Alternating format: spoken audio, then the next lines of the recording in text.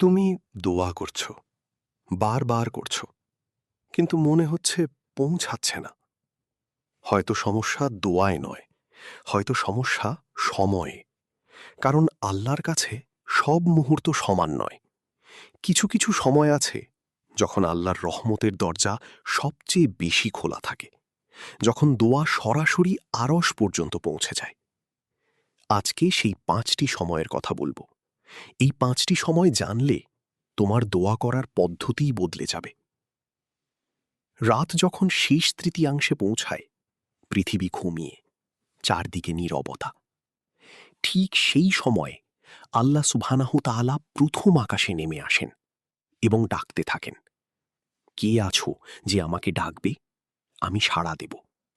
কে আছো যে আমার কাছে চাইবে? আমি দেব। কে আছো যে ক্ষমা চাইবে? আমি ক্ষমা করব। সহিহ বুখারী ও মুসলিম। এই ডাক প্রতি রাতে হয়, কিন্তু বেশিরভাগ মানুষ ঘুমিয়ে থাকে। তুমি যদি জীবনের সবচেয়ে বড় কিছু চাইতে চাও, শেষ রাতে উঠো, ২ রাকাত নামাজ পড়ো, সিজদায় মাথা রাখো, তারপর চাও। কারণ সেই মুহূর্তে আল্লাহ নিজেই তোমার কাছে আসেন। সময় ২, আজানের পর ও নামাজের আগে। আজান শেষ হওয়ার পরে এবং নামাজ শুরু হওয়ার আগে এই মাঝখানের সময়টুকু অত্যন্ত মূল্যবান। রাসূলুল্লাহ সাল্লাল্লাহু আলাইহি ওয়াসাল্লাম বলেছেন, আজান ও ইকামতের মাঝে যে দোয়া করা হয় সেই দোয়া ফিরিয়ে দেওয়া হয় না। আবু দাউদ, তিরমিজি। আজান শুনলে সঙ্গে সঙ্গে ফোন রাখো, টিভি বন্ধ করো, আজানের জবাব দাও, তারপর আজানের দোয়া পড়ো। এরপর নামাজ শুরু হওয়ার আগে মাত্র ২ থেকে ৩ মিনিট সেই সময়টুকু দোয়ায় ব্যয় করো। এই ছোট্ট সময়টুকু তোমার জীবন বদলে দিতে পারে। সময় ৩, ফরজ নামাজের পর সিজদায়। রাসূলুল্লাহ সাল্লাল্লাহু আলাইহি ওয়াসাল্লাম বলেছেন, বান্দা সিজদায় আল্লাহর সবচেয়ে কাছে থাকে, তাই সিজদায় বেশি বেশি দোয়া করো। প্রতিদিন ৫ ওয়াক্ত নামাজের শেষ সিজদায় সালাম ফেরানোর আগে সেখানে থামো। বাংলায় হোক বা আরবিতে, মন থেকে বলো, হে আল্লাহ, আমার পরিবারকে হেফাজত করো, আমার সমস্যা সমাধান করো, আমাকে ক্ষমা করো। এই মুহূর্তে তুমি আল্লাহর সবচেয়ে কাছে। এই সুযোগ হাতছাড়া করো না। সময় ৪, জুমার দিনে বিশেষ একটি মুহূর্ত। জুমার দিনে একটি বিশেষ মুহূর্ত আছে। রাসূলুল্লাহ সাল্লাল্লাহু আলাইহি ওয়াসাল্লাম বলেছেন, জুমার দিনে একটি মুহূর্ত আছে যখন কোনো মুসলিম বান্দা দাঁড়িয়ে নামাজে থাকা অবস্থায় আল্লাহর কাছে কোনো কল্যাণ চাইলে আল্লাহ তাকে দিয়ে দেন। সহিহ বুখারী ও মুসলিম। আলিমরা ২টি মত দিয়েছেন। প্রথম মত, আসরের নামাজের পর থেকে মাগরিব পর্যন্ত এই সময়টুকু দোয়ায় কাটাও। দ্বিতীয় মত, জুমার খুতবা শুরু হওয়ার পর থেকে নামাজ শেষ হওয়া পর্যন্ত। জুমার দিন ফোন সরিয়ে রাখো, আড্ডা বাদ দাও। আসরের পর মাগরিব পর্যন্ত বেশি বেশি দোয়া করো, বেশি বেশি ইস্তেগফার করো, কারণ সেই মুহূর্তটা যে কোনো সময় আসতে পারে। সময় ৫, বৃষ্টির সময়।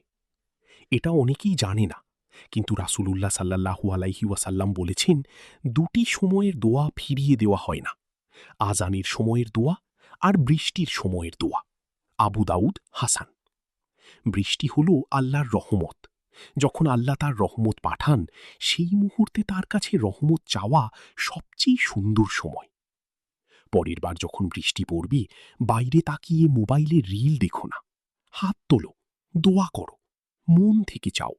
সেই বৃষ্টির ফোঁটার সাথে তোমার দোয়াও আল্লাহর কাছে পৌঁছে যাবে। দোয়া কবুলের ২টি শর্ত।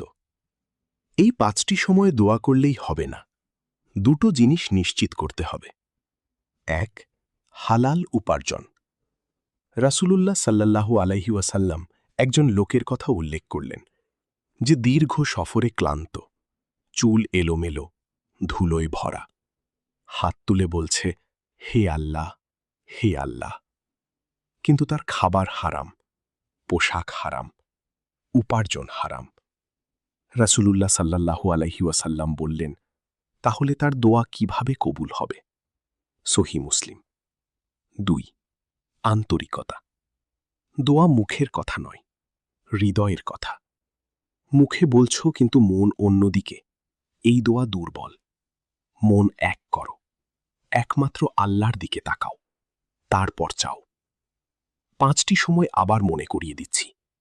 1, শেষ রাত, তাহাজ্জুদের সময়, আল্লাহ নিজে ডাকেন। 2, আজান ও নামাজের মাঝের সময়, দোয়া ফিরিয়ে দেওয়া হয় না। 3, ফরজ নামাজের সেজদায়, বান্দা আল্লাহর সবচেয়ে কাছে। 4, জুমার দিনের বিশেষ মুহূর্ত, বিশেষভাবে আসরের পর। 5, বৃষ্টির সময়, আল্লাহর রহমত নামার মুহূর্ত। এই 5টি সময় তোমার হাতে, প্রতিদিন, বিনামূল্যে। শুধু দরকার সচেতনতা, আন্তরিকতা এবং ধৈর্য। আল্লাহ কখনো হতাশ করেন না।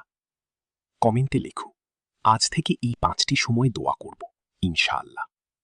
ভিডিওটা যদি কাজে লেগে থাকে, এখনই লাইক দাও। তোমার পরিচিত কেউ যদি মনে করে দোয়া কবুল হচ্ছে না, এই ভিডিও শেয়ার করো, সাবস্ক্রাইব করো। পরের ভিডিওতে বলবো কোন দোয়াগুলো রাসূলুল্লাহ সাল্লাল্লাহু আলাইহি ওয়াসাল্লাম কঠিন সময়ে সবচেয়ে বেশি পড়তেন।